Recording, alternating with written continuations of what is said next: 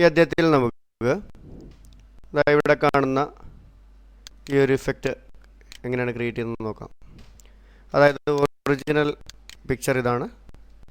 ഇതിൽ നമുക്കൊരു light spread ചെയ്യുന്ന ഇഫക്റ്റ്, ആ ഒരു ഫയൽ ഓപ്പൺ ചെയ്യുക. ഇവിടെ ആ ഒരു ഫയൽ ഓപ്പൺ ചെയ്യുകയാണ്.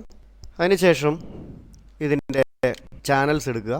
ചാനൽ എടുത്തതിന് ശേഷം ഇതിലെ കോൺട്രാസ്റ്റും കൂടിയ ചാനൽ, അതായത് നല്ല രീതിയിൽ നമുക്ക് ആ വൈറ്റ് ഷെയ്ഡ് കിട്ടുന്ന ഒരു ചാനൽ സെലക്ട് ചെയ്യുക. ഇവിടെ ലൈറ്റിംഗ് കൂടുതലായിട്ട് കിട്ടുന്നുണ്ട്.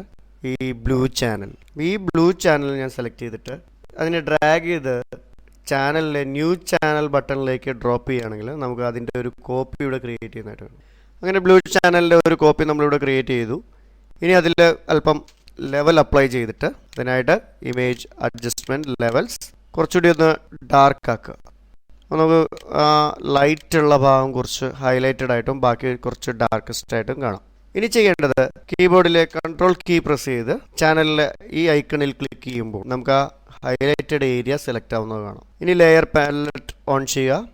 ഈ ലെയർ പാലറ്റിൽ ന്യൂ ലെയർ, അതിനുശേഷം ഈ ന്യൂ ലെയറിൽ വൈറ്റ് കളർ ഫിൽ ചെയ്യുന്നു. Background colour white colour fill ചെയ്തു. ഇവിടെ ബാക്ക്ഗ്രൗണ്ട് കളർ വൈറ്റ് ആയതുകൊണ്ടാണ് ബാക്ക്ഗ്രൗണ്ട് യൂസ് ചെയ്തിരിക്കുന്നത്.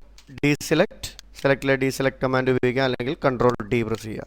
ഫിൽറ്ററിൽ നിന്നും ബ്ലർ ഓപ്ഷനിലെ റേഡിയൽ ബ്ലർ എടുക്കും. ഇവിടെ ഫുൾ എമൗണ്ട് കൊടുത്തിട്ടുണ്ട്. സൂം ബ്ലർ യൂസ് ചെയ്യുന്നു, ബെസ്റ്റ് ക്വാളിറ്റി. അതിനുശേഷം ഇതിൻ്റെ ലൈറ്റ് എവിടെ നിന്നാണോ സ്പ്രെഡ് ചെയ്യിക്കേണ്ടത് ആ സെൻറ്റർ ഇവിടെ പോയിന്റ് ചെയ്ത് കൊടുക്കും. ഓക്കെ കൊടുക്കുന്നു. ഇതുപോലൊരു ഇഫക്റ്റ് ഇവിടെ വന്നിട്ടുണ്ട്. ഒന്നുകൂടി അതിൻ്റെ ക്വാളിറ്റി കൂട്ടുന്നതിന് വേണ്ടിയിട്ട് ഞാനിതിൻ്റെ ഡ്യൂപ്ലിക്കേറ്റ് ക്രിയേറ്റ് ചെയ്യുന്നു. ഈ ലെയറിനെ ഡ്യൂപ്ലിക്കേറ്റ് ചെയ്യുക. സോ ഡ്യൂപ്ലിക്കേറ്റ് ലെയർ അല്ലെങ്കിൽ ലെയർ വയ കോപ്പി. ഞാനിവിടെ ഡ്യൂപ്ലിക്കേറ്റ് ലെയർ ഉപയോഗിക്കുന്നു. അതിനുശേഷം ആ ഡ്യൂപ്ലിക്കേറ്റ് ചെയ്ത ലെയറിലേക്ക് ഒരല്പം ഔട്ടർ ഗ്ലോ അപ്ലൈ ചെയ്യുക. ആ ലെയറിൻ്റെ ബ്ലെൻഡിങ് മോഡ് ഞാനിവിടെ സോഫ്റ്റ് ലൈറ്റ്. അപ്പോൾ നമുക്ക് നേരത്തെ കണ്ടതുപോലത്തെ ഇഫക്റ്റ് ഇവിടെ ചെയ്തെടുക്കാവുന്നതാണ്. ഇനി കുറച്ചുകൂടി നമുക്ക് ഇതിനെ എഫക്റ്റീവ് ആകാം. ഈ ലെയറിനെ ഞാനൊന്നുകൂടി ട്രാൻസ്ഫോം ചെയ്യുകയാണ്. ആക്റ്റീവ് ലെയർ അതിൻ്റെ സെൻറ്റർ ഞാനിവിടെ ഈ പ്രകാശം പോയിൻ്റ് ചെയ്തിരിക്കുന്ന സെൻറ്ററിലേക്ക് എടുത്തിരിക്കുകയാണ്. ഒരല്പം ട്രാൻസ്ഫോം ചെയ്തു. അപ്പോൾ നമ്മൾക്ക് ഈ ലൈറ്റ് മറ്റുള്ള ഭാഗത്തേക്ക് കൂടി വരുന്നതായിട്ട് നമുക്ക് കാണാം. ബ്ലെൻഡിങ് മോഡ്സ് ഉപയോഗിച്ചിട്ട് ഇങ്ങനെ നമുക്ക് ആ ലൈറ്റിംഗ് നന്നായിട്ട് ചെയ്ത് ഈ ഒരു റേസ് ഇമേജ് എടുത്തിട്ട് അതിൻ്റെ ലെവൽ അല്പം നമുക്കൊന്ന് അഡ്ജസ്റ്റ് ചെയ്യാം. അതേ ലെവലിലോ കർവ് ഉപയോഗിച്ചിട്ട് അതിനെ കുറച്ചുകൂടി ഒന്ന് ഡാർക്ക് ആക്കുകയാണെങ്കിൽ നമുക്ക് ആ ഇഫക്റ്റ് നന്നായിട്ട് ഫീൽ ചെയ്യുന്നു.